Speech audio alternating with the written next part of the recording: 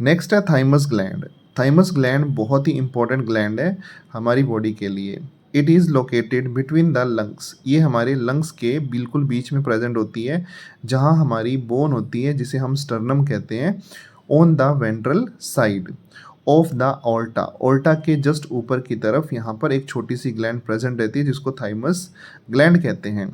It release या secrete thymosin hormone that are peptide hormone. ये भी एक तरह से पेप्टाइड का बना हार्मोन होता है। अब इसका फंक्शन क्या है? इसका फंक्शन बहुत ही इंपॉर्टेंट है। Differentiation of T lymphocyte. T lymphocyte को डिफरेंशिएट करता है। It provide cell mediated immunity. हमारी बॉडी के अंदर सेल से बनी हुई इम्यूनिटी जो है, जो लड़ने के काम आती है, जो बी तक कमांड लेके जाती है, जो एंटीबॉडी बनाती है, इसलिए यहाँ पर इसका इंपॉर्टेंस बढ़ जाता है।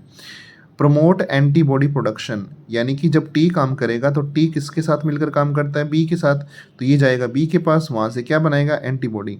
प्रोडक्शन फॉर ह्यूमोरल इम्यूनिटी, तो सेल मीडिएटेड इम्यूनिटी के लिए यहाँ टी लिम्फोसाइट आ गया। जैसी एंटीबॉडी बनेगी मतलब बी सेल वर्क करना शुरू करेगी तो ह्यूमोरल इम्यूनिटी आ गई, जो ब्लड के अंदर चलती है।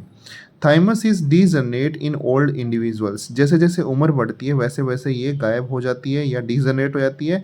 So production of thymosin decrease, और जैसी ओल्ड एज आती है तो वहाँ पर प्रोडक्शन डिक्रीज हो जाता है। As a result immune response of old person become weak, और उसके कारण जो है बुढ़ापे के अंदर इम्यून सिस्टम कमज़ोर होना शुरू हो जाता है, जिसके कारण बुढ़ापे में रोग भी बहुत जल्दी लगते हैं। इसलिए याद रखेंगे थाइमस ग्लैंड इंपॉर्टेंट है। थाइमोसिन इसका हार्मोन है, टी लिम्फोसाइट पर फंक्शन करती है और एंटीबॉडी का प्रोडक्शन करती है। और ओल्ड एज के अंदर ये बहुत ज़्यादा छोटी हो जाती है, डीजनरेट हो जाती है, जिसके कारण बॉडी काम करना, मतलब काम करने का मतलब है इम्यून रिस्पॉन्स देना। तो इम्यून रिस्पॉन्स जो है उसके लिए ये कमज़ोर हो जाती है। तो याद रखेंगे बीमारियां जल्दी घेरती है बुढ़ापे में।